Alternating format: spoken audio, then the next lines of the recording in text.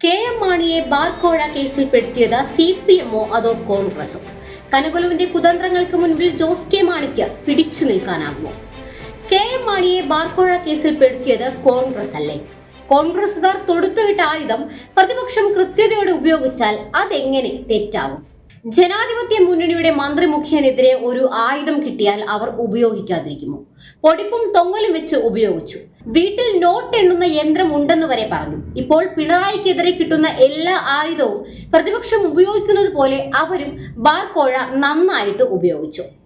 K M. Mani മുഖ്യമന്ത്രി കസേരയ്ക്ക് അടുത്തെത്തുന്നു എന്ന് കണ്ടപ്പോൾ കോൺഗ്രസുകാർ കുലം മുടിക്കാൻ അയച്ച മഹാസംഹാര അസ്ത്രമായിരുന്നു ബാർക്കോഴ വിവാദം.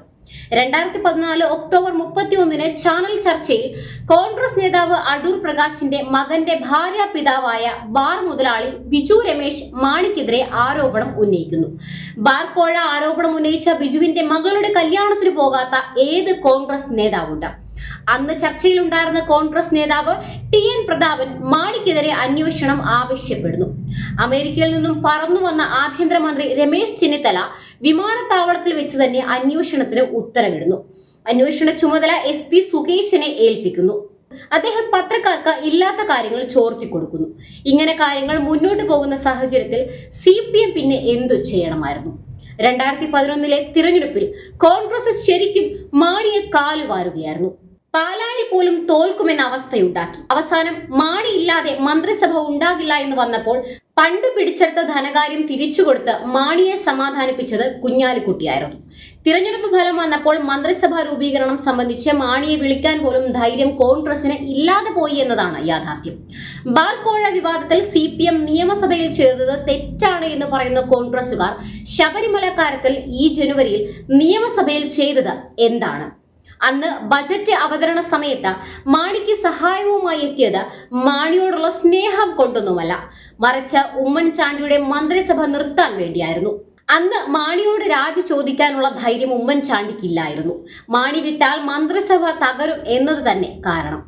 അവസാനം മാണി മന്ത്രിസ്ഥാനം രാജിവെച്ചപ്പോൾ കേരള കോൺഗ്രസ് പാർട്ടിയെ പിളർത്താനുള്ള ശ്രമങ്ങളാണ് കോൺഗ്രസ് നടത്തിയത്. PJ ജോസഫിന്റെ വീട്ടിൽ കൂടിയ പഴയ ജോസഫുകാരുടെ യോഗത്തിൽ ഇരിക്കൂർ MLA KC ജോസഫ് പങ്കെടുത്തത് തന്നെ അതിനുള്ള തെളിവാണ്. മാണി സാറിനെ ഇല്ലാതാക്കാൻ നോക്കിയവരാണ് കോൺഗ്രസുകാരും ഇന്നും അവർക്കൊപ്പം ചേർന്ന് നിൽക്കുന്ന ജോസഫുകാരും. മാണിക്കൊപ്പം ജോസഫും രാജിവെക്കുമെന്ന് പറഞ്ഞെങ്കിലും ജോസഫ് രാജിവെച്ചില്ല. ജോസഫ് കൂടി രാജിവെച്ചെങ്കിൽ ഉമ്മൻചാണ്ടി സർക്കാരിന്റെ അവസ്ഥ എന്താകുമായിരുന്നു? ഇനി CPM-ന്റെ കാര്യത്തിലേക്ക് കടന്നാൽ 1979 കെ.എം. മാണിയെ മുഖ്യമന്ത്രിയാക്കാൻ ഗവർണറോട് രേഖാമൂലം ആവശ്യപ്പെട്ടത് CPM നേതൃത്വം കൊടുക്കുന്ന ഇടതു മുന്നണിയായിരുന്നു. 2015 കോടിയേരി ഈ നിർദ്ദേശം മുന്നോട്ട് വെച്ചതാണ്. കൂടെ നിന്ന CPM കെ.എം. മാണിയെ ഒരിക്കലും ചതിച്ചിട്ടില്ല. ജോസ് കെ മാണി ഇടതു മുന്നണിയിൽ പോയതിനെ ചീത്ത വിളിക്കുന്ന പ്രബുദ്ധരായ ഒരു പറ്റം മാധ്യമ നിരീക്ഷകർ ബാർക്കോഴ കേസിൽപ്പെട്ട കെ.എം. മാണിയെ കൊന്നു കൊല വിളിച്ചതും ഇവർ തന്നെയല്ലേ? ഇപ്പോൾ ജോസിനെ കുഴിയിൽ ചാടിക്കണമെന്നല്ലാതെ മാണിയെ കള്ളനെന്ന് വിളിച്ച CPM-വുമായി ജോസ് കൂടുന്നതിൽ സങ്കടം പറയുന്ന നിഷ്പക്ഷർ എന്ന ലേബലിൽ അവതരിപ്പിക്കുന്ന മാധ്യമ പ്രവർത്തകർ ജോസിനെ സ്നേഹിക്കുന്നവരല്ല. അവരുടെ ലക്ഷ്യം എങ്ങനെയും ജോസിനെയും കൂട്ടരെയും ഇടതുമുന്നണിയിൽ നിന്ന് പുറത്തു ചാടിച്ച UDF-ൽ എത്തിക്കുക എന്നത് മാത്രമാണ്. അതിന് സാധിച്ചില്ലെങ്കിൽ ദുഷ്പ്രചരണങ്ങൾ നടത്തി ജോസ് കെ മാണിയെയും പാർട്ടിയെയും സമൂഹത്തിൽ ഒറ്റപ്പെടുത്തുക എന്നതാണ്. അതായത് വെടക്കാക്കി തനിക്കാക്കുക എന്ന പഴയ തന്ത്രം. അതിനുവേണ്ടി കനകൊലുവിന്റെ നേതൃത്വത്തിലുള്ള സംഘം കോടിക്കണക്കിന് രൂപയാണ് മാധ്യമങ്ങൾക്ക് കൈമാറിയിരിക്കുന്നത്.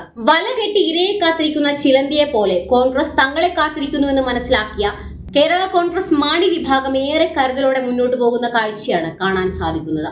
ഇടതുമുന്നണി നടത്തിയ 3 വികസന മുന്നേറ്റ ജാഥകളിൽ ഏറ്റവും ശ്രദ്ധേയമായി മാറിയത് ജോസ് കെ മാണി നയിച്ച മധ്യമേഖലാ ജാഥയായിരുന്നു. ജോസ് കെ മാണിയുടെ സ്വീകാര്യത എന്തെന്നും മധ്യ കേരളത്തിൽ കേരള കോൺഗ്രസിന്റെയും LDF-ന്റെയും പ്രസക്തി എന്തെന്നും വിളിച്ചോതിയ ജാഥ.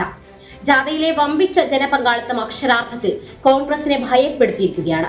ജാഥയിലൂടെ ജോസ് കെ മാണിക്ക് ലഭിച്ച സ്വീകാര്യത ഇല്ലാതാക്കുന്നതിനു വേണ്ടി ചാനലുകളെയും മാധ്യമ പ്രവർത്തകരെയും കൂട്ടുപിടിച്ച് വമ്പിച്ച അധിക്ഷേപമാണ് ജോസിനെതിരെ നടത്തുന്നത്.